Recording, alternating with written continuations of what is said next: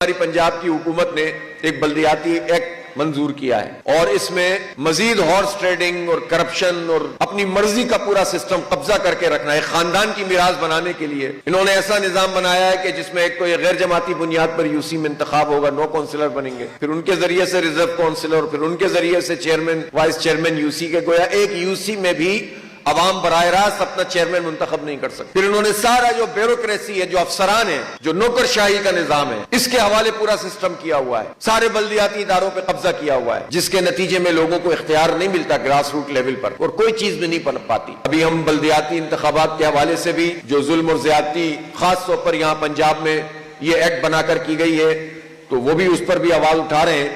لیکن ہم چاہتے ہیں کہ ہم اپنے حصے کا چراغ بھی جلاتے رہیں. اس لیے اس بات کی ضرورت ہے کہ یہ تھانہ کچہری کا سسٹم, یہ انتخابات میں کرپشن کا سسٹم, یہ فارم 47 کا سسٹم, یہ جاگیرداروں اور وڈیروں کی اجارہ کا سسٹم, یہ سرمایہ داروں کی طاقت کا سسٹم, یہ سسٹم جس میں چند لوگ طاقتور ہیں اور باقی سب محکوم بنے ہوئے ہیں, یہ تعلیم کو تجارت بنانے کا سسٹم, اس سب کو ختم ہونا چاہیے, اس کو بدلنا چاہیے. اور اس کے لیے جماعت اسلامی الحمدللہ جدوجہد بھی کر رہی ہے. آپ نے دیکھا بھی ہم نے مینار پاکستان پہ ایک تاریخی اجتماع کیا اور ایک امید پیدا ہوئی ہے پورے پاکستان کے خاص طور پر نوجوانوں کو, ہماری ماؤں بہنوں کو, کہ کوئی تو ہے جو ہمارے مسئلے ہیں ان پر کوئی بات کرتا ہو, ہمارے ایشوز کو کوئی ایڈریس کرتا ہو.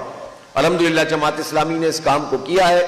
میری آپ لوگوں سے یہ درخواست ہے, یہاں سے ایک مؤثر اور طاقتور آواز اٹھنی چاہیے اس نظام کی تبدیلی کی.